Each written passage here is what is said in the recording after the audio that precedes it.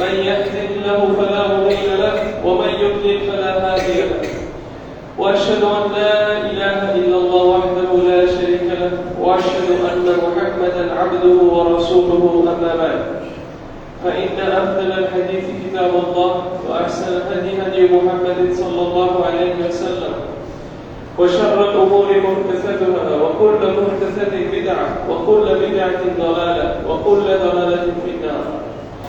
يا أيها الذين آمنوا اتقوا الله حق تقاته ولا تموتن إلا وأنتم مسلمون. يا أيها الناس اتقوا ربكم الذي خلقكم من نفس واحدة وخلق منها زوجها وبث منهما رجالا كثيرا ونساء واتقوا الله الذي تساءلون به والأرحام إن الله كان عليكم رقيبا. يا أيها الذين آمنوا اتقوا الله وقولوا قولا سديدا يصلح لكم أعمالكم ويغفر لكم ذنوبكم ومن يطع الله ورسوله فقد فاز فوزا عظيما. أما بعد নিশ্চয়ই সকল প্রশংসা আল্লাহ সুবহানাহু ওয়া তাআলা, যিনি আমাদেরকে তৌফিক দিয়েছেন আরেকটি জুমাবারে প্রেজেন্ট হওয়ার, আরেকটি জুমার সালাত আদায় করতে আসার তৌফিক দিয়েছেন। তিনি আমাদেরকে তৌফিক দিয়েছেন এই মসজিদে আসার, তিনি আমাদেরকে তৌফিক দিয়েছেন আজকের দিন পর্যন্ত সুস্থ থাকার, তিনি আমাদেরকে তৌফিক দান করেছেন এমন একটা দিন দেখার, যেই দিনে সত্যি কথা আমরা সবাই আমাদের প্রত্যেকজনের জায়গা থেকেই একটা হতে পারে কিছুটা হলেও স্বাধীনতা উপভোগ করছি। মনে হচ্ছে যে এখন অনেক কিছু বলা যাচ্ছে, মনে হচ্ছে যে অনেক দিন ধরে দম বন্ধ হয়েছিল আমাদের অনেকের, এবং এখন একটু নিঃশ্বাস নেওয়া যাচ্ছে। যদিও পরিস্থিতি একদম ভালো হয়ে যায়নি, একদম মনের মতো হয়ে যায়নি, তারপরেও আমরা এটা বুঝতে পারছি যে মনের ভাব প্রকাশ করতে পারা, বাক স্বাধীনতা যে কতটুকু ইম্পর্টেন্ট। এবং আমাদের সমাজটা এতই খারাপের দিকে যাচ্ছিল যে মনে হচ্ছিল যে আর কোনোদিন কি ভালো দিনের সময় আসবে, আর কোনোদিন কি এরকম সময় আসবে যখন কোনোদিন হকটা বলতে পারবো। কিন্তু সকল প্রশংসা আল্লাহ সুবহানাহু ওয়া তাআলার, এখানে আমাদের কোনোই ক্রেডিট না যে তিনি আমাদেরকে এই দিনটা হতে পারে কয়েকদিনের জন্য হলেও দেখার তৌফিক দান করেছেন। তা আমাদের সকলে আল্লাহর কাছে শুকরিয়া আদায় করা উচিত, আল্লাহ সুবহানাহু ওয়া তাআলার হামদ প্রকাশ করা উচিত যে তিনি আমাদেরকে কিছুটা হলেও অন্ধকার থেকে বের করে দিয়েছেন। আলহামদুলিল্লাহ। একজন জালেম শাসক থেকে বের হতে পারার শান্তিটা যে কি, সেটা হতে পারে আমরা এখন ফিল করছি। কিন্তু তারপরেও আমি আজকে আপনাদের সামনে কিছু বাস্তবতা তুলে ধরে রাখতে চাই, কিছু জিনিস নিয়ে কথা বলতে চাই, যেটা আমি চাই আপনারা এই স্বাধীনতাটাকে ধরে রাখার জন্য কিছু আসবাব হিসাবে গ্রহণ করে নেবেন, এবং প্রকৃত যে স্বাধীনতা সেটা অর্জন করার জন্য এই কথাগুলোর উপর আমল করার চেষ্টা করবেন।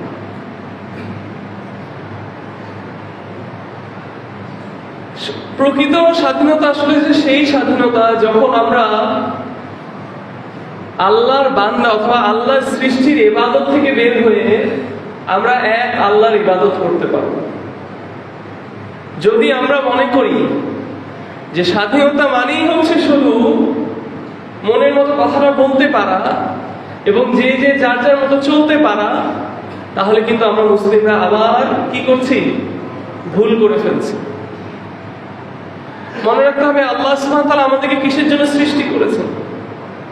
আমরা যদি এটা ভুলে যাই, তাহলে আমরা যতই মনে করি না কেন যে আমরা স্বাধীন হয়ে গেছি, আসলে কিন্তু আমরা স্বাধীন না। হতে পারে একজন জালেম সরকার থেকে আমরা বাঁচতে পেরেছি, কিন্তু আমরা কিন্তু আমাদের নিজেদের ভিতরের যে জুলুমটা আমরা করে যাচ্ছি সেটা থেকে কিন্তু আমরা বাঁচতে পারবো না।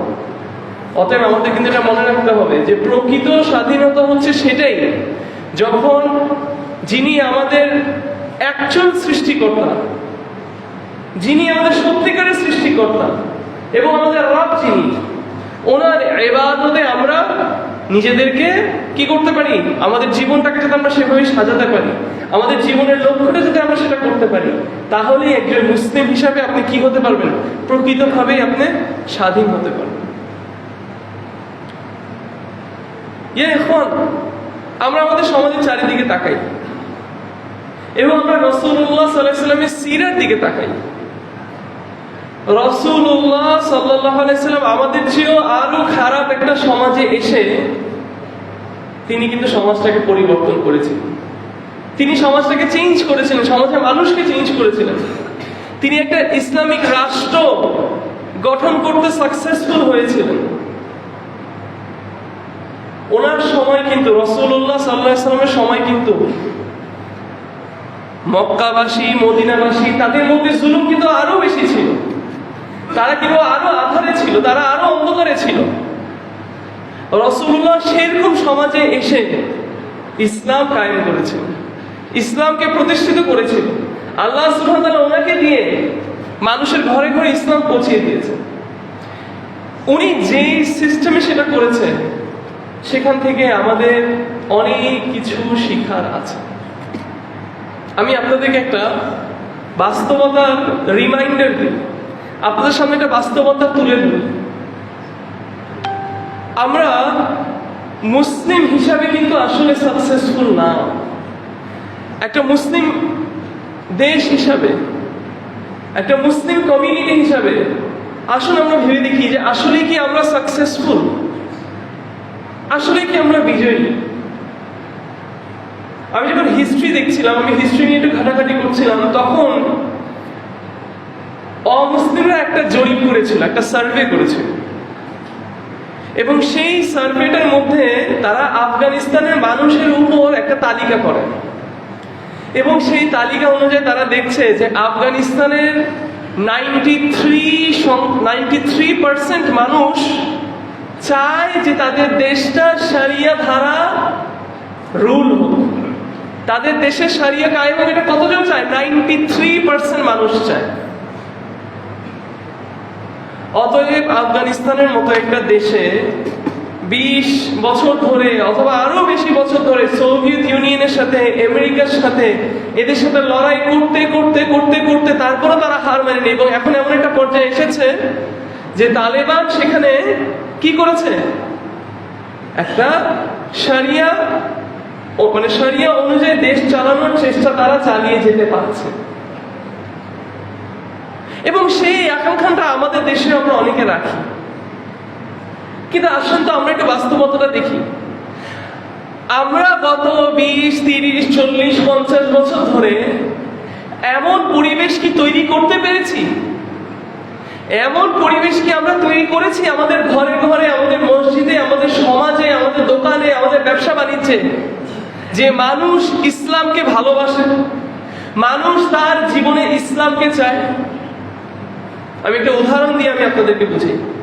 দেখেন, ইসলাম কায়েম করে ফেলতে চায় অনেকে, কিন্তু সে কায়েম করার জন্য, ইসলামিক রাষ্ট্র কায়েম করার জন্য যে জিনিসগুলো দরকার সেটা নিয়ে কেউ আসতে চায় না। আমি আপনাদেরকে একটা উদাহরণ দিয়ে বলি। ধরেন আমি চাই যে এখানের মধ্যে আপনারা সবাই কি হবেন, আপনারা সবাই আমার কথা অনুযায়ী চলবেন, এটা আমার চাওয়া।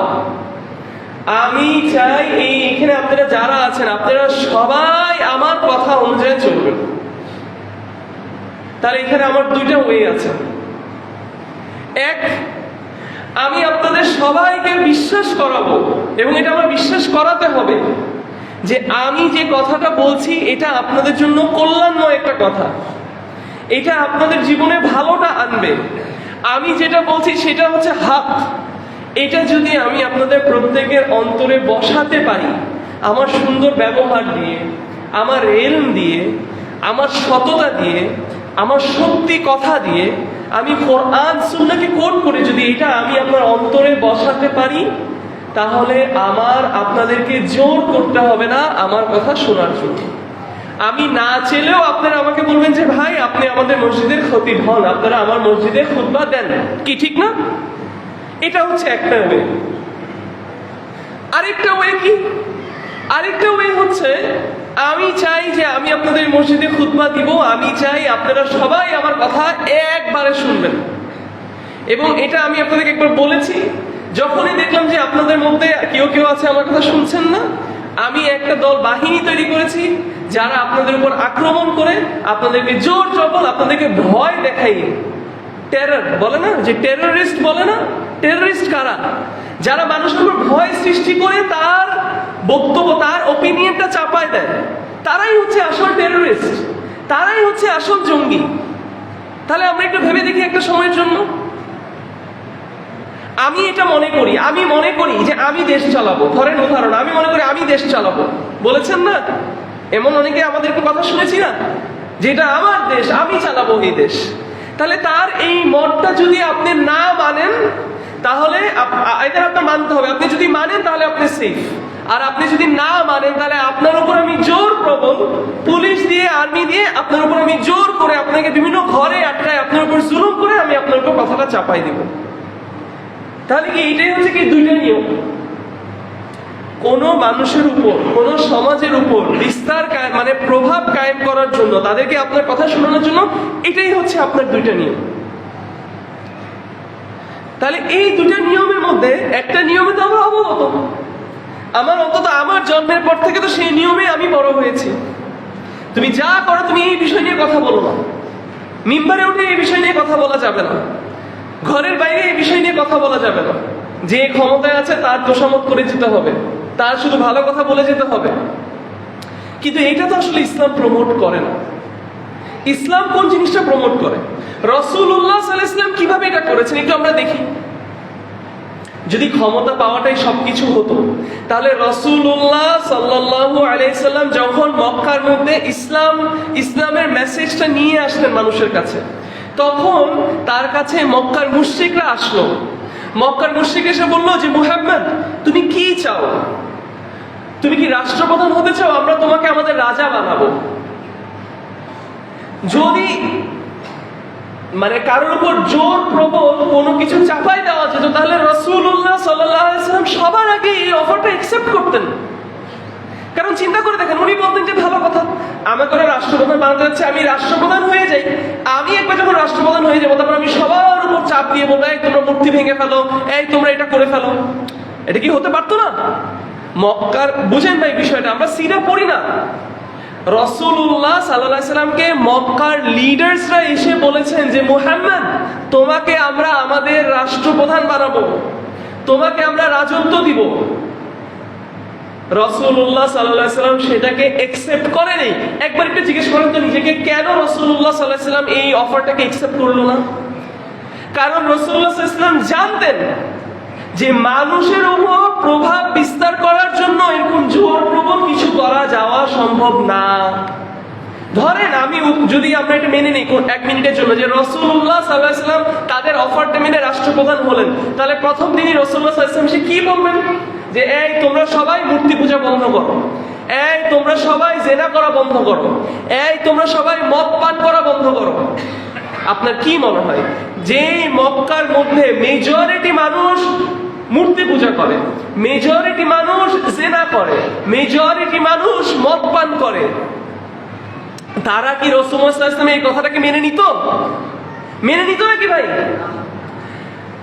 এইটা আমাদের মা আয়েশা রাদিয়াল্লাহু আনহা বলছেন স্পষ্টভাবে যে রাসূলুল্লাহ সাল্লাল্লাহু আলাইহি ওয়াসাল্লাম যদি প্রথমেই এসে মদ পান করা হারাম করতো, জেনা হারাম করতো, তাহলে আরববাসীরা ইসলামকে ত্যাগ করে মদকেই গ্রহণ করতো, জেনাকেই গ্রহণ করতো। কিন্তু রাসূলুল্লাহ সর্বপ্রথম যে কাজটা করেছেন, যে মানুষের মধ্যে মানুষের অন্তরকে আল্লাহর সাথে কানেক্ট করেছেন। এই জন্য আপনি মক্কায় যে সূরাগুলো নাজিল হয়েছে, মাক্কি সূরা যেগুলোকে বলা হয়, আপনি সেগুলো দেখেন কোরআনের মধ্যে, সেখানে হুকুম আহকামের কথা সবচেয়ে কম। সেখানের মধ্যে শুধু আকীদার কথা, জান্নাতের কথা, জাহান্নামের কথা, ইয়াউমুল কিয়ামার কথা। কেন? যাতে মানুষের অন্তরের মধ্যে মানুষের অন্তরটা আল্লাহর সাথে অ্যাটাচড হয়ে যায়, মানুষের অন্তরটা আল্লাহর সাথে ক্লোজ হয়ে যায়, কাছে চলে আসে আল্লাহর সাথে। তাহলে দেখেন রাসূলুল্লাহ সাল্লাল্লাহু আলাইহি ওয়াসাল্লাম মদিনাবাসীর কাছে কিভাবে করে ইসলামটা পৌঁছালো, অথবা মদিনার মধ্যে ইসলামকে কিভাবে কায়েম করলো।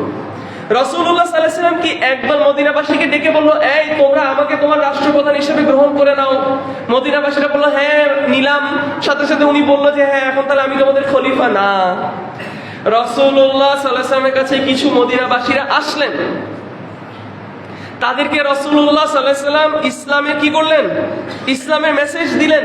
তারপর একটা চুক্তি করলেন, তারপর তাদের সাথে ওনার একজন সাহাবীকে পাঠালেন। ধরেন উদাহরণ, ফর এক্সাম্পল উদাহরণ দিয়ে কোনো কিছু বুঝতে সহজ। ধরেন আপনারা সবাই আজকে মদিনাবাসী, আপনারা সবাই আজকে কথাগুলো ভালোভাবে মনোযোগ দিয়ে বোঝার চেষ্টা করেন। আপনারা সবাই আজকে মদিনাবাসী, আপনারা এখনো কেউ ইসলাম গ্রহণ করেননি, ঠিক আছে? তাহলে এখন আমি ধরেন আমি আপনাদের কাছে এসে হঠাৎ করে এখন বললাম, ধরেন আপনাদের এখান থেকে এই 2-3 জন, এই ভাই আর এই ভাই ইসলাম গ্রহণ করলো। ওনারা আমাকে বললো আপনি আমাদের রাষ্ট্রপ্রধান হন। আমি বললাম তাই, আপনারা আমাকে রাষ্ট্রপ্রধান করবেন? আমি এসে বললাম হ্যাঁ, আমি আপনাদের সবার এখন রাষ্ট্রপ্রধান। আপনারা কেউ এখন ইসলাম গ্রহণ করেন নাই, আপনারা কেউ ইসলামকে ভালোবাসেন না, আপনারা কেউ ইসলামকে আপনার জীবনের একটা নীতি হিসাবে চান না। আপনি চান না যে আপনার জীবনটা ইসলাম অনুযায়ী চলুক। আপনারা কেউ কি আমাকে আপনার রাষ্ট্রপ্রধান হিসেবে মেনে নিবেন? আপনারা আমার বিরুদ্ধে বিদ্রোহ করবেন না? হ্যাঁ, যদি আমার কাছে কোনো একটা বড় বাহিনী থাকে, তাহলে আমি হতে পারে আপনাকে 15 বছর ধরে জ্বালাবো, কিন্তু একটা সময় আপনি বার্স্ট করবেন না? এই যে আমাদের দেশে বার্স্ট করেছে না, একটা সময় মানুষ আর ধৈর্য হারায় ফেলে। একটা সময় গিয়ে মনে করে রক্ত দিয়ে দেওয়াই আমার জন্য সবকিছু, এবং সে রক্ত দিয়ে হলেও সে তার ওই স্বাধীনতাটা পেতে চায়। তাহলে এটাই হবে। কিন্তু ইসলাম এভাবে করে কায়েম করা হয়নি। রাসূলুল্লাহ সাল্লাল্লাহু আলাইহি ওয়াসাল্লাম ওনার একজন সাহাবীকে এই মানুষদের কাছে পাঠালেন, মদিনাবাসীদের কাছে পাঠালেন। সেই সাহাবীকে কি বললেন যে তুমি তাদেরকে গিয়ে কি শিখাও? একদম সহজ ভাষায় যদি বলেছেন যে তুমি তাদেরকে গিয়ে প্রথমে তাওহীদ শিখাও, এক আল্লাহর ইবাদত করতে হবে এটা শিখাও। এইটা মানার পরে তারপর তুমি তাদেরকে সালাত শিখাও, তারপর তুমি তাদেরকে ইসলামের যে অন্য স্তম্ভগুলো আছে সেগুলো শিখাও। এটা করতে করতে করতে করতে একটা সময় কি হয়েছে, মদিনার প্রত্যেকটি প্রভাবশালী ব্যক্তি ইসলামকে গ্রহণ করেছে। কি করেছে? ইসলামকে গ্রহণ করেছে। তারা সবাই একত্রভাবে এসে রাসূলুল্লাহ সাল্লাল্লাহু আলাইহি ওয়াসাল্লামকে বলেছেন যে আমরা ইসলাম চাই, আমরা আপনাকে আমাদের রাষ্ট্রপ্রধান হিসেবে চাই। দেখেন তাহলে রাসূলুল্লাহ কোন জায়গাটাতে কাজ করেছেন। আনসাররা, মদিনার আনসাররা, যদি উদাহরণ ধরি, আপনারা সবাই এরকম জিজ্ঞেস করেছে একদিন যে আমরা যদি আপনাকে আমাদের রাষ্ট্রপ্রধান হিসেবে নেই, আমরা যদি আপনাকে বায়াত দেই, তাহলে চারিদিক থেকে আমাদের উপর দুশমনরা হামলা করবে, আমরা কি পাবো? আজকে আমি আপনাদেরকে যদি এখানে দাঁড়িয়ে বলি যে আপনারা আমাকে একটু সাহায্য করেন, আপনারা এই মসজিদটাকে তুলতে একটু সাহায্য করেন, আপনারা একটু আমার দাওয়ার কাজে সাহায্য করেন, আপনারা যদি এখন আমাকে প্রশ্ন করেন যে আমার কষ্টের টাকা, আমার শ্রম, আমার ঘামের পানিগুলো আমি আপনাকে দিব, এর বিনিময়ে আমি কি পাবো? আমি যদি এখন আপনাদেরকে উত্তর দেই জান্নাহ, আমরা কেউ খুশি হব না, আমরা কেউ খুশি হব না। আমি যদি বলি যে আপনি যদি এখন করেন, আমি আপনাকে হতে পারে এখানের এই পদটা দিব, আমি আপনার নামটা এখানে বলবো, আমি আপনার অনেক সুনাম করলাম, আমি আপনার কথা এখানে বলবো, আপনাকে আমি চিফ গেস্ট হিসেবে বসাবো, তাহলে কিন্তু অনেকে এগিয়ে আসবে। কিন্তু ইসলামের জন্য কেউ কাজ করতে এই জামানায় আগায় আসে না, শুধু জান্নাতের লোভে। খুবই কম মানুষ এরকম আছে। কিন্তু মদিনাবাসীকে যখন এটা বলেছে, তখন মদিনাবাসী যখন এই প্রশ্ন করেছে যে আমরা কি পাবো আপনার সাথে একসাথে হয়ে, আমরা কি পাবো, রাসূলুল্লাহ সাল্লাল্লাহু আলাইহি ওয়াসাল্লাম এক কথায় বলেছে আল জান্নাহ। এইটা তাদের জন্য যথেষ্ট হয়ে গিয়েছিল। কিন্তু এটা কি একদিনে হয়েছে?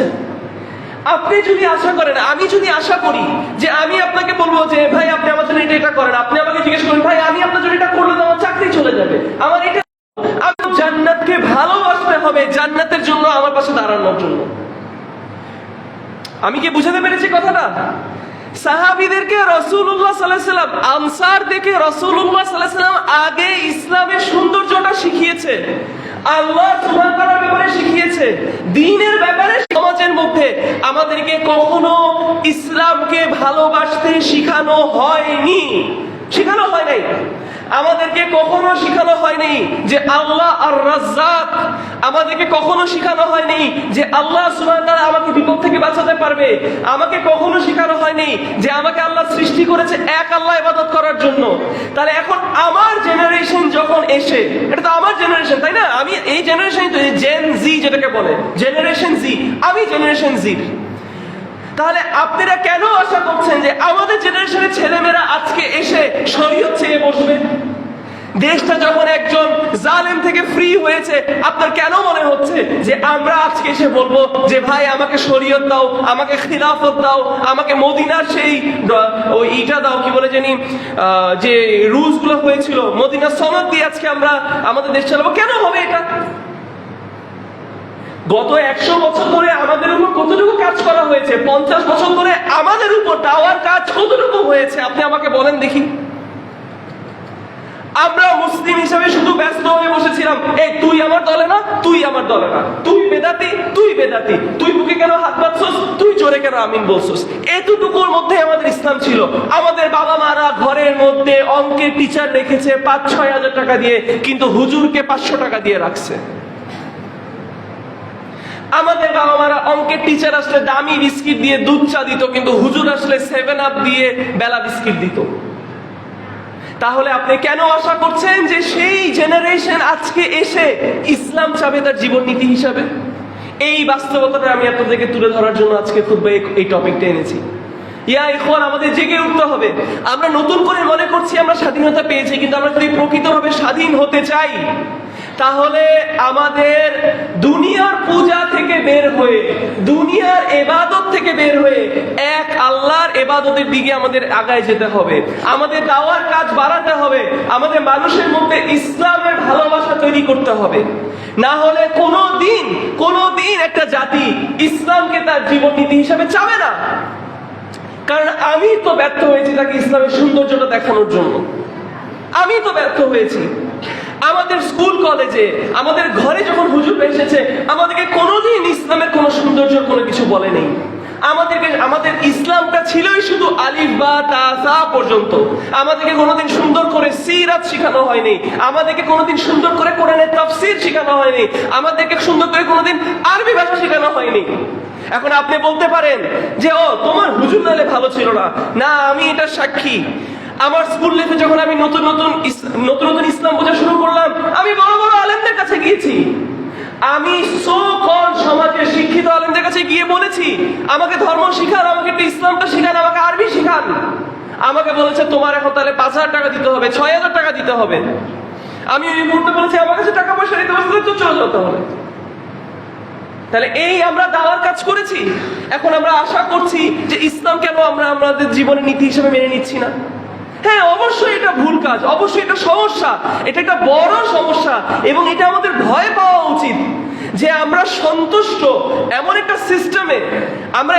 সিস্টেমে সন্তুষ্ট এবং খুশি হচ্ছি যে সিস্টেমটা ইসলাম বিরোধী, যে সিস্টেমটা ইসলাম প্রমোট করে না।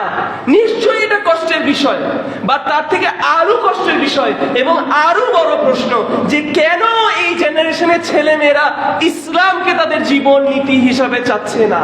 এটা আমাদের সবার আগে প্রশ্ন করা উচিত। আপনি আমাকে প্রশ্ন করছেন যে আমি কেন সবজি খেতে পছন্দ করি না, কিন্তু আপনি আমাকে এটা প্রশ্ন করছেন না যে আমাকে কিভাবে আমার মা বাবা সবজি খাওয়ার সময় পিটায় আমার সবজির প্রতি একটা ঘৃণা তৈরি করেছেন। আপনি আমাকে এটা জিজ্ঞেস করছেন যে আমি কেন কোরআনকে ভালোবাসি না, কিন্তু আপনি আমাকে এটা জিজ্ঞেস করছেন না যে আমাকে ছোটকালে যে লোকটা কোরআন পড়াইতে আসছে সেই কোরআনের নামে যে আমার উপর জুলুম করেছে, আমার গায়ে হাত ধরেছে, আমার বোনের গায়ে হাত দিয়েছে। এই প্রশ্ন তো আমরা কেউ করছি না। তাহলে কিভাবে আপনি আশা করতে পারেন অটোমেটিক একটা জেনারেশন চলে আসবে যারা বলবে ও আমি ইসলামকে গ্রহণ করে নিতে যাচ্ছি? রাসূলুল্লাহ সাল্লাল্লাহু আলাইহি ওয়াসাল্লাম এই জিনিসটার উপর সবার আগে কাজ করেছেন, মানুষকে ইসলামের সৌন্দর্যটা দেখিয়েছেন, সাহাবীদেরকে আল্লাহর ব্যাপারে শিখিয়েছেন, আল্লাহর ব্যাপারে জানাইছেন, আল্লাহর ব্যাপারে জ্ঞান অর্জন করিয়েছেন, আল্লাহর ব্যাপারে অবগত করেছেন, যার কারণে সাহাবীরা বুক পেতে ইসলামের জন্য জান দেওয়ার জন্য রাজি ছিল। সাহাবীরা এক কথায় রাসূলুল্লাহ সাল্লাল্লাহু আলাইহি ওয়াসাল্লামকে তাদের রাষ্ট্রপ্রধান হিসেবে মেনে নিয়েছিল। তারা এক কথায় রাসূলুল্লাহ সাল্লাল্লাহু আলাইহি ওয়াসাল্লাম যখন বলেছে যে কোরআনে আয়াত নাযিল হয়েছে, যখন তিনি তেলাওয়াত করলেন যে এখন মদ হারাম হয়ে গেছে, তারা এক কথায় ঢেলে ঘর থেকে সেগুলো ফেলে দিয়েছে। তাহলে তাদের উপর রাসূলুল্লাহ সাল্লাল্লাহু আলাইহি ওয়াসাল্লাম কোন কাজটা করেছে যে আমরা আজকে এই কাজটা করতে পারছি না? আজকে আপনি যান, আজকে আপনি আমাদের জেনারেশনে একটা ছেলে মেয়েকে গিয়ে বলেন যে বাবা তুমি সুদ খাইও না, তুমি ব্যাংকে চাকরি করো না, আপনার দিকে বাঁকা চোখে তাকাবে। কিন্তু আপনি তো বলছেন দেখছো ও কত খারাপ, ও আমার দিকে বাঁকা চোখে তাকায়, কিন্তু আপনি কোন অল্টারনেটিভটা ওকে দিয়েছেন? আপনি কোন অল্টারনেটিভটা ওকে দিয়েছেন? আপনি সারা জীবন আপনার ছেলে মেয়েদেরকে যে শিক্ষিত তাকে আপনি পাঠাইছেন অ্যাকাউন্টিং পড়তে, তাকে আপনি পাঠাইছেন ইংলিশ পড়তে, আর যেই ছেলে মেয়েটা একটু পড়ালেখা কম ভালো অথবা যে এতিম, যার আর্থিক অবস্থা ভালো না, তাকে আপনি পাঠাইছেন মাদ্রাসায়। ইসলামিক দাওয়ার জন্য আমরা প্রকৃতভাবে কোন কাজটা করেছি? এবার আমরা মসজিদের দিকে আসি, মসজিদগুলো কি করেছে? গত কয়েক বছর ধরে আমি দেখছি মসজিদের মধ্যে সুন্দর খুতবা হচ্ছে, সুন্দর সুন্দর কথা বলছে, বিভিন্ন আলেমরা এখন সুন্দর সুন্দর বক্তব্য রাখছে, কিন্তু আমি ছোটকাল থেকে বড় হয়ে গেছি, জীবনে কোনোদিন খুতবার মধ্যে প্র্যাকটিক্যাল কোনো কিছু শুনি নাই। একটা বই থেকে মুখস্থ খুতবা শুনিয়ে গিয়েছি। মসজিদের মধ্যে শুধু 5 ওয়াক্ত নামাজ পড়া, সালাহ পড়া ছাড়া কোনো কিছু হইতো না, কোনো দার্স হয়নি, কোনো ইলমি মাজলিস হয়নি, কিছু হয়নি। তাহলে আপনি কিভাবে আশা করছেন? অবশ্যই আমরা ব্যর্থ, কিন্তু ব্যর্থ শুধু এই জেনারেশন না, ব্যর্থ এই জেনারেশনের আগের জেনারেশন, যারা ব্যর্থ হয়েছে আমাদেরকে দ্বীনের সৌন্দর্যটা দেখাতে। অতএব আমার প্রিয় ভাই এবং বোনরা যারা অনলাইনে শুনছেন, সবার কাছে আমার এই মেসেজটা যথেষ্ট হয়েছে। ঠিক যেভাবে জেন জি, জেনারেশন জেড, আমার জেনারেশন যেভাবে করে রাষ্ট্রের কিছু বিষয়গুলো হাতে নিয়েছে এবং মডার্ন করার চেষ্টা করছে এবং আপডেট করার চেষ্টা করছে এবং ময়লা আবর্জনাকে সরায় ফেলানোর চেষ্টা করছে, আমাদের জেনারেশনের আগায় আসা উচিত ইসলামিক দাওয়ার কাজেও সেই মডার্ন টেকনোলজিগুলো এবং সেই মডার্ন রিসার্চগুলো এনে আগের সেই গতানুগতিক ধর্ম শিক্ষা বন্ধ করে সুন্দর করে ইন্টেলেকচুয়ালি যাতে আমরা চ্যালেঞ্জ করতে পারি পৃথিবীকে, সেই দিকে কন্ট্রিবিউট করা। আমাদের সবার উচিত মসজিদে মাজলিস শুরু করা, ইলমি মাজলিস শুরু করা। আমাদের সবার উচিত ইসলামের ন্যূনতম জ্ঞান অর্জন করা। আমাদের সবার উচিত সামাজিক কাজে মুসলিম হিসাবে, একজন দায়িত্বশীল নাগরিক হিসাবে এগিয়ে আসা। না, ইসলাম আপনাকে বলে নাই আপনি শুধু ঘরের মধ্যে এক কোণায় বসে থাকবেন, আপনি কোনো সমাজের কোনো ভালো সমাজ সেবা কোনো কাজ করতে পারবেন না, আপনি এটা করতে পারবেন না, সেটা করতে পারবেন না।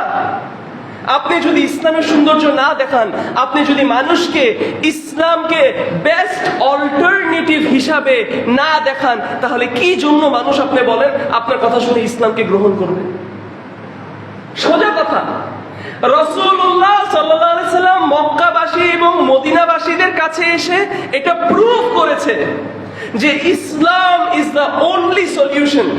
তোমরা যে জাহিলিয়াতের মধ্যে আছো, এটা তোমাদেরকে ধ্বংসের দিকে যাবে, ইসলাম তোমাদেরকে শুধু আলোর দিকে নিয়ে যেতে পারবে। এটা তিনি সাহাবীদের মধ্যে বিশ্বাস করিয়েছেন, যার কারণে তিনি কয়েকশো সাহাবীকে নিয়ে হাজার হাজার দুশমনের সাথে লড়াই করতে যেতে পেরেছেন।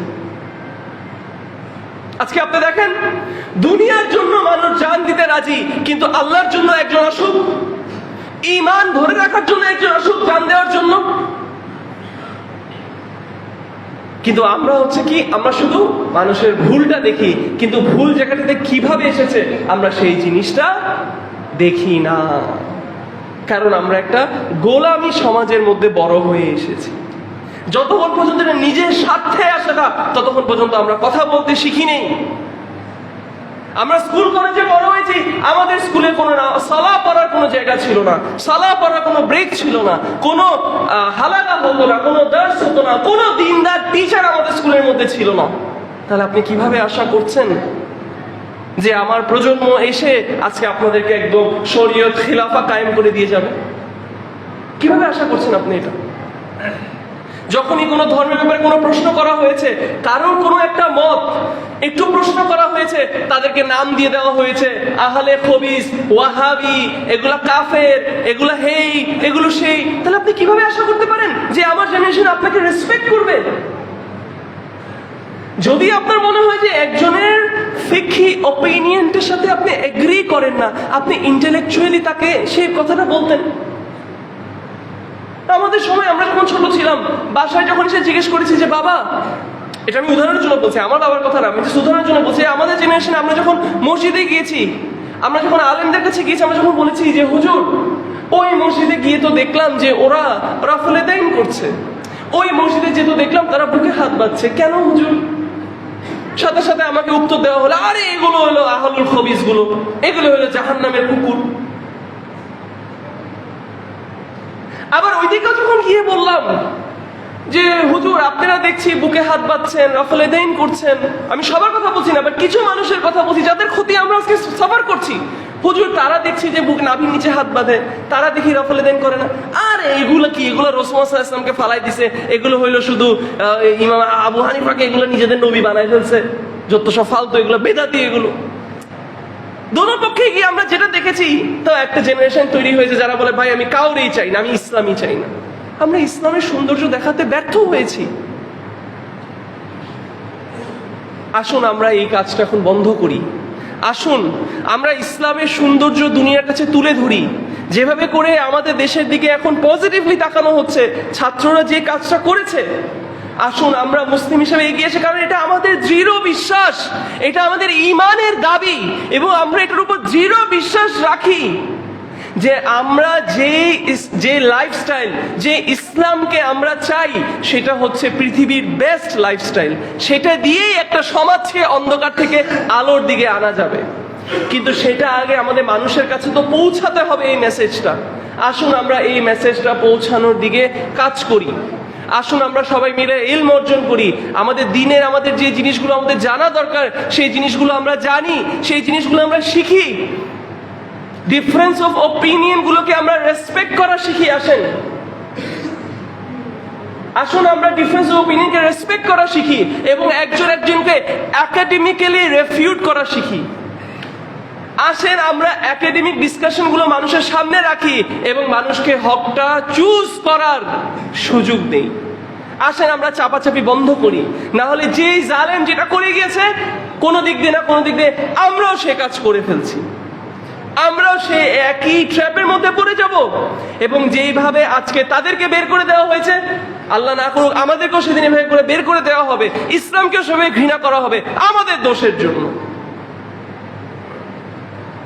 অতএব এটা খুব কষ্টের বিষয়, এটা খুবই কষ্টের বিষয় যে একটা ইসলামিক রাষ্ট্র, মেজরিটি মুসলিম, কিন্তু আপনি আজকে তালিকা করে দেখেন বাংলাদেশে মেজরিটি মানুষকে যদি আপনি বলেন যে তুমি কি চাও, তুমি শরিয়া চাও নাকি তুমি ডেমোক্রেসি চাও, মেজরিটি বলবে আমরা ডেমোক্রেসি চাই।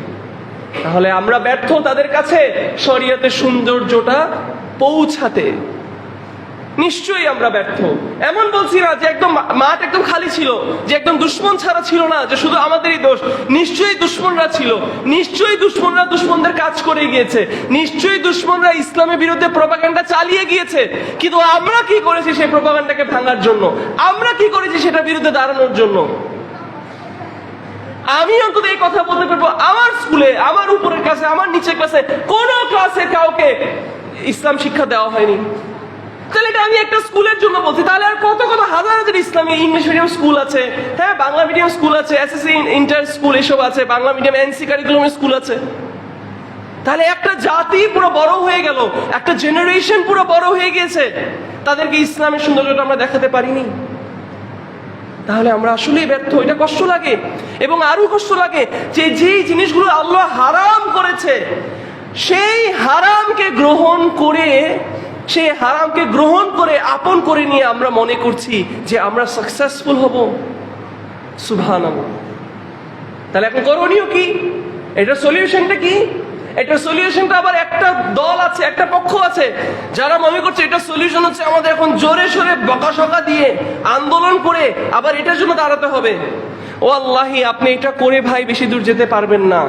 আপনি জোর প্রবল মানুষের মন জয় করতে পারবেন না। তাহলে কি করব আমরা? আসুন আমরা দাওয়ার কাজটা সুন্দরভাবে করি, আসুন আমরা আমাদের স্ট্যান্ডার্ডটাকে হাই করি, আসুন আমরা আমাদের কোয়ালিটিটাকে হাই করি, আসুন আমরা কমিউনিটি হিসাবে ইসলামিক কাজের মধ্যে আমরা সবাই আমাদের কন্ট্রিবিউশন রাখি। আমাদের মেধা দিয়ে, আমাদের অর্থ দিয়ে, আমাদের শরীরের শক্তি দিয়ে, যেটা দিয়ে হোক, আসেন আমরা ইসলামের ডেভেলপমেন্টের জন্য কাজ করি। প্রত্যেকটা সেক্টরে ডেভেলপমেন্টের জন্য একটা প্ল্যানিং করা হয়, বিজনেস সেক্টরে ডেভেলপমেন্টের জন্য প্ল্যানিং করা হয়, হ্যাঁ কৃষি সেক্টরে ডেভেলপমেন্টের জন্য প্ল্যানিং করা হয়, গার্মেন্টস সেক্টরে ডেভেলপমেন্টের জন্য প্ল্যানিং করা হয়। প্রত্যেকটা কোম্পানিতে একটা ডেভেলপমেন্ট প্ল্যানিং এর একটা সেক্টর থাকে। তারা চিন্তা করে যে কিভাবে করে তারা এই বিজনেসটাকে ডেভেলপ করবে, এই চিন্তাটাকে গ্রো করবে।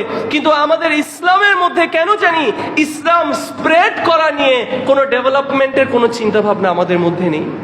আমি বলছি না যে আপনি কোরআনকে বদলায় ফেলেন এখন, আমি বলছি না আপনি কোরআনের অর্থকে এখন বদলিয়ে ফেলেন, আমি বলছি না আপনি হাদিসের অর্থগুলো এখন বদলিয়ে ফেলেন। লা আল্লাহ, আমরা এটাই বিশ্বাস করি যে কোরআন এবং সুন্নাহকে আমাদের বুঝতে হবে সালাফদের বুঝ অনুযায়ী। কিন্তু আমি যেটা বলতে চাচ্ছি যে কোরআন এবং সুন্নাহ সালাফদের বুঝ অনুযায়ী মানুষের কাছে পৌঁছানোর জন্য আমাদের এটা নিয়ে চিন্তা করা উচিত, মানুষের কাছে এটা সৌন্দর্যটা তুলে ধরার জন্য আমাদের এটা নিয়ে কাজ করা উচিত।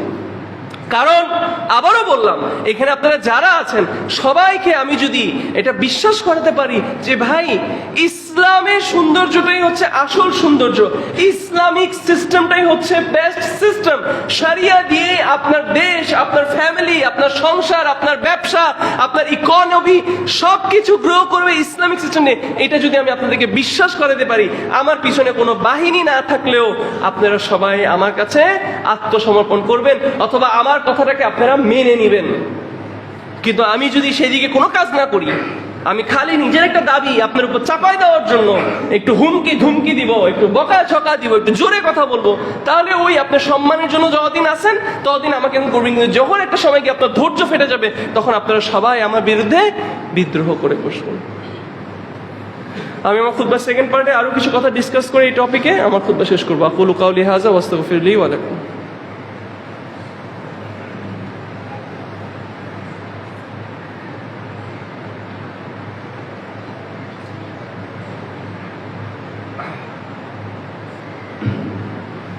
إن الحمد لله نحمده ونستعينه ونستغفره ونعوذ بالله من شرور أنفسنا ومن سيئات أعمالنا من يهده الله فلا مضل له ومن يضلل فلا هادي له وأشهد أن لا إله إلا الله وحده لا شريك له وأشهد أن محمدا عبده ورسوله أما بعد ইনশাআল্লাহ বিদিনিল্লাহ আমার খুতবার এই পার্টের মধ্যে আমি আপনাদের সামনে কিছু জিনিস প্রপোজ করে যেতে চাই এবং এটার উপর আপনারা কাজ করবেন এবং ইনশাআল্লাহ এইভাবে যদি আমরা আগাই তাহলে আমরা ইসলামের সৌন্দর্য মানুষের কাছে তুলে ধরতে পারবো।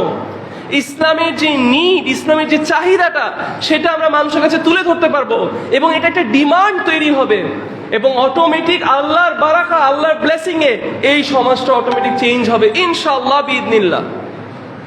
এখন সর্বপ্রথম আপনার উপর যে কাজটা করতে হবে, আপনার ইলম অর্জন করতে হবে। যথেষ্ট হয়ে গেছে আলেমদের উপর নির্ভরশীল থাকা। হ্যাঁ, নিশ্চয়ই আপনি অনেক বিষয়, সব বিষয়ে আপনি আলেমদেরকে ছাড়া আপনি চলতে পারবেন না, কিন্তু ইসলামের যে ন্যূনতম যে বিষয়গুলো, আপনার অন্তত 5টা ইসলামের যে পিলার, সেটার ব্যাপারে আপনার ইলম অর্জন করতে হবে। আপনার ইলম অর্জন করতে হবে, আপনার দ্বীনের ব্যাপারে জানতে হবে, আপনার কোরআন সুন্নাহর ব্যাপারে আপনার ইলম অর্জন করতে হবে, আপনার জ্ঞান রাখতে হবে।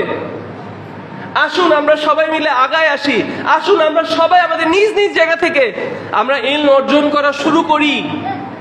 আমরা ইলম অর্জন করা শুরু করি। কিসের ইলম? সর্বপ্রথম আল্লাহর ব্যাপারে ইলম। আল্লাহর ব্যাপারে আপনার ইলম অর্জন করতে হবে। আপনার ঈমান, আপনার আকীদাকে আপনার শুদ্ধ করতে হবে।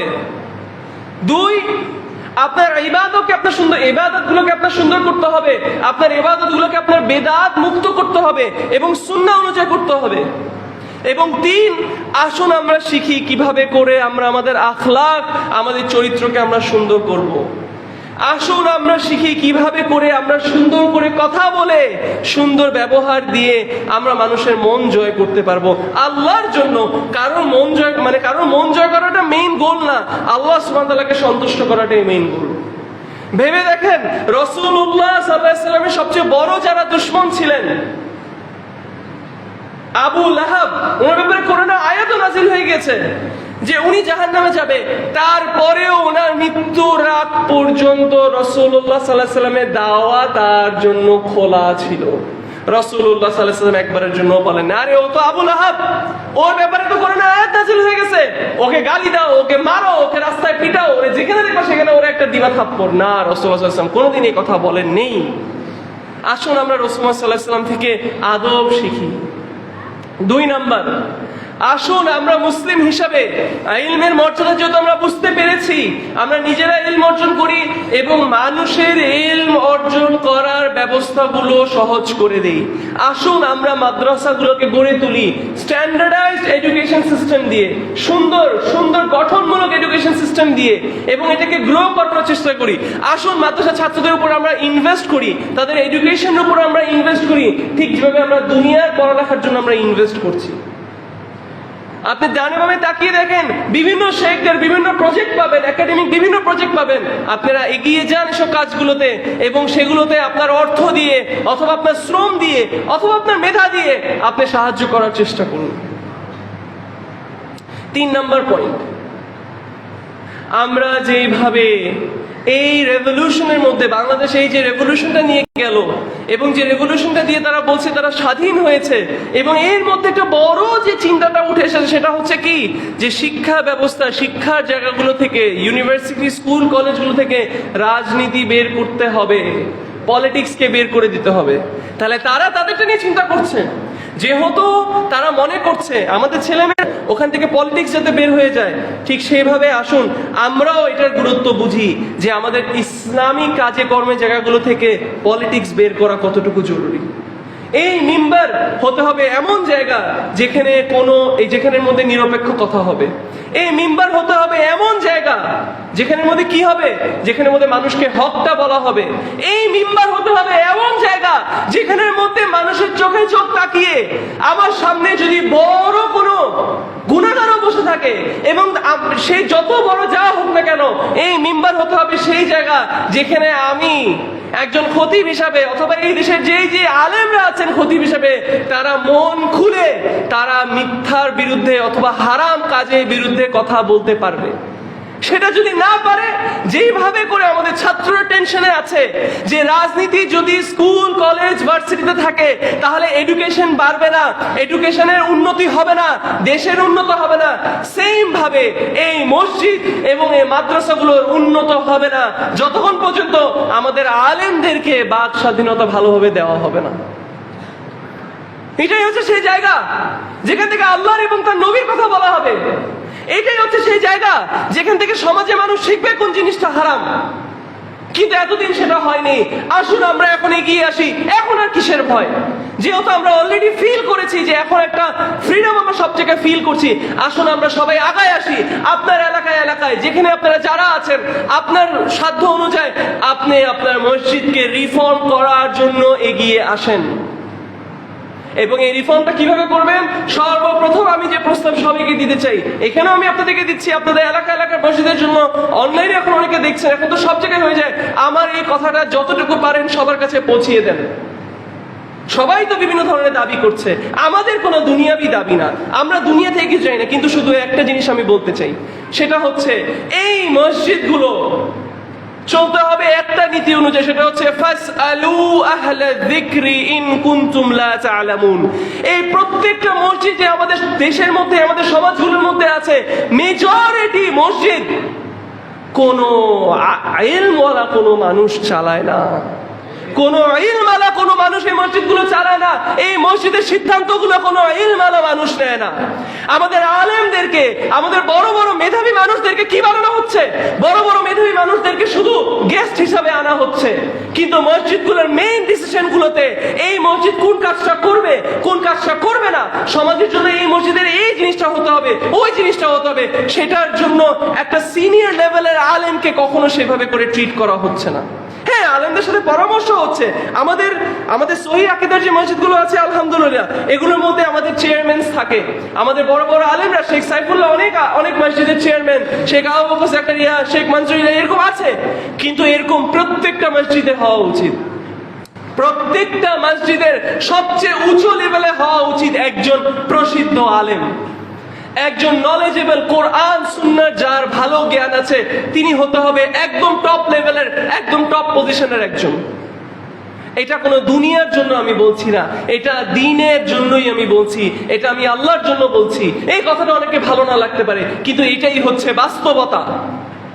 যতদিন পর্যন্ত মসজিদগুলো একজন আলেম চালাবে না, যতদিন পর্যন্ত একজন ইখলাসওয়ালা, একজন সিনসিয়ার নলেজেবল আলেম ইসলামিক সেক্টরগুলো ডিসিশন নিবে না, ততদিন পর্যন্ত এই মসজিদ এবং এই ইসলামিক সেন্টারগুলো কোনো ইমপ্রুভমেন্ট হবে না।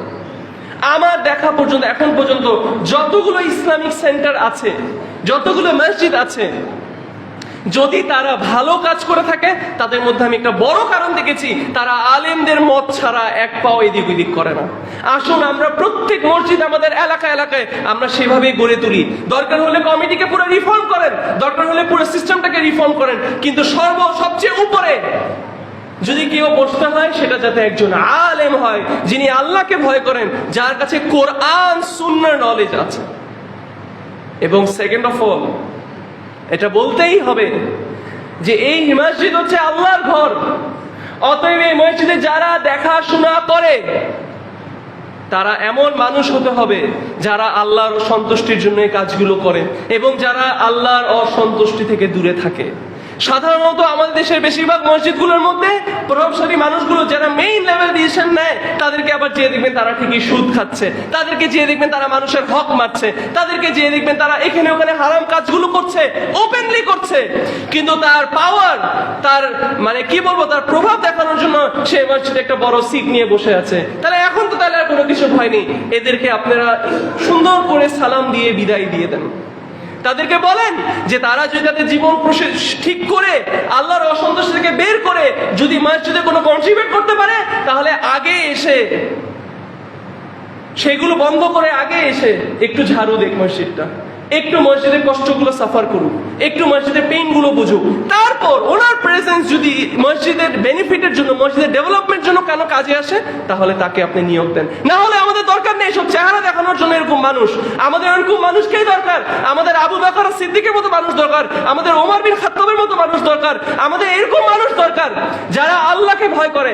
আল্লাহকে ভয় করা 10 জন যদি একটা মসজিদ চালায়, সেই মসজিদে আল্লাহর বরকত এসে সেই মসজিদে আরো অনেক কিছু হবে। ওই মসজিদ থেকে, যে মসজিদে বড় বড় স্পিকার, অনেক বড় সুন্দর সুন্দর টাইলস, হ্যাঁ, কিন্তু যারা চালায় তারা কোনো আল্লাহর ভয় করে না। তারা মানুষ দেখানোর জন্য এখানে মসজিদে কাজ করতেছে, ওখানে গিয়ে কোটি কোটি টাকা ঋণ নিয়ে, সুদ নিয়ে মানুষের উপর জুলুম করছে। আসুন আমরা যেহেতু সমাজকে ঠিক করতে চাচ্ছি, আমরা যেহেতু সমাজকে শুদ্ধ করতে চাচ্ছি, আমরা এমন ভাবে শুদ্ধ করি যেটাতে আসলেই একটা প্রকৃত চেঞ্জ আসবে। না হলে ভাই, ওই যে একটা বাংলা কথা আছে না, যেই লাউ সেই কদু, দেখবেন যে যেই লাউ সেই কদুই হয়ে আছে। আপনার যেই মসজিদ আগে লাউ ছিল, সেই মসজিদে এখন কদুই হয়ে বসে থাকবে, মসজিদের মধ্যে কোনো চেঞ্জ আসবে না। যখনই কোনো একজন আলেম এই দায়িত্বতে আসবে, যে আলেম আল্লাহকে ভয় করেন, টাকার কাছে বেঁচে গেছে এরকম কোনো আলেম না, যে আলেম আল্লাহকে ভয় করেন, এরকম কোনো মানুষ যখন এই মসজিদগুলোর দায়িত্বে আসবেন, তখন এই মসজিদগুলো শুধু সালাত পড়ার জায়গা হবে না, এই মসজিদগুলো হবে একটা মার্কাজ, এই মসজিদগুলো একটা হবে ইসলামিক সেন্টার, এই মসজিদগুলো হবে ইলম ছড়ানোর জায়গা, এই মসজিদগুলো হবে প্রশ্নের উত্তর পাওয়ার জায়গা। আচ্ছা, কটা মসজিদ আছে বাংলাদেশে আপনি আমাকে বলেন? আপনি কোনো ফতোয়া চান, আপনি এখনই হেঁটে ঢুকে এই মসজিদে যিনি সবচেয়ে বড় লেভেলের শেখ, তার থেকে আপনি আনসার দিতে পারবেন কয়টা মসজিদ আছে আপনি আমাকে বলেন। তাহলে কি কি কি হচ্ছে তাহলে এই মসজিদগুলোতে? শুধু তাহলে কি শুধু মুসল্লা, শুধু সালাত পড়ার জায়গা না? রাসূল মুহাম্মদ সাল্লাল্লাহু আলাইহি ওয়াসাল্লামের মসজিদে কি ছিল? মসজিদের মধ্যে ইলম অর্জন করা হতো, মসজিদের মধ্যে দেশের প্ল্যানিং করা হতো, মসজিদের মধ্যে যুদ্ধের প্ল্যানিং করা হতো। মসজিদটা ছিল সেন্টার অফ দ্য সোসাইটি। ঠিক এখন আপনি মদিনায় যান, মসজিদে নববীতে যেয়ে দেখবেন এদিকে ওইদিকে 10, 20টা, 21টা, 22টা শেখরা বসা, শুধু ইলম আর ইলম প্রচার হচ্ছে, লাইব্রেরি, বই, এটা ওইটা। আর আমাদের দেশে কি হয়? আসুন আমরা সবাই মিলে আগায় আসি। আমাদের জন্য যে জিনিসটা সবচেয়ে বেশি মূল্যবান, কোনো কিছুর আগে, একদম সত্যি কথা, কোনো কিছুর আগে আমাদের জন্য সবচেয়ে বেশি মূল্যবান আমাদের দ্বীন আল ইসলাম। আসুন আমরা সেটার দিকে কাজ করি, সেটার দিকে আমরা কন্ট্রিবিউট করি। আমরা যদি একটা সুন্দর মেসেজ রেখে যেতে পারি সমাজের কাছে, আমরা যদি মানুষকে দ্বীনের সৌন্দর্যটা দেখাতে পারি, সোসাইটি ডেভেলপমেন্টের জায়গাগুলোতে আমরা মুসলিম হিসেবে যদি কন্ট্রিবিউট করতে পারি, তাহলে মানুষ বুঝবে কি যে ইসলাম আসলেই কতটুকু দরকার আমাদের জন্য। এবং অতএব আপনার মানুষকে গিয়ে তখন জোর করতে হবে না, অটোমেটিক। ঠিক কথা শুরুতে আমি যেটা বলেছিলাম, আফগানিস্তানে 93% মানুষ শরিয়া চায় তাদের দেশের সংবিধান হিসাবে, তাদের দেশের রুল হিসাবে, মানে তারা চায় যে তাদের দেশটা চলবে শরিয়া দিয়ে। তাহলে 93% মানুষ চায়। বাস, তালেবানের দুশ্মন তাহলে শুধু আমেরিকা আর রাশিয়া ছিল, আমেরিকা রাশিয়ার সাথে ফাইট করতে পেরেছে, শেষ।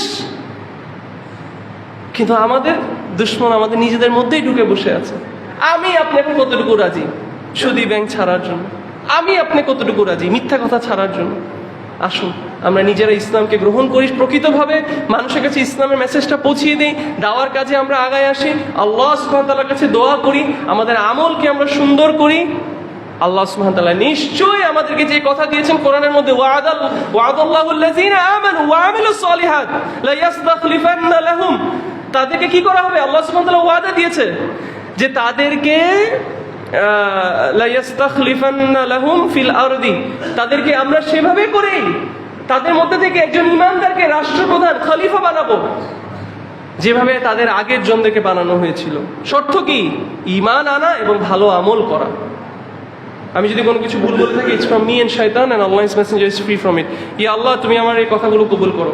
আমি যদি কোনো কথা ভুল বলে থাকি, তুমি আমাকে ক্ষমা করো। ইয়া আল্লাহ,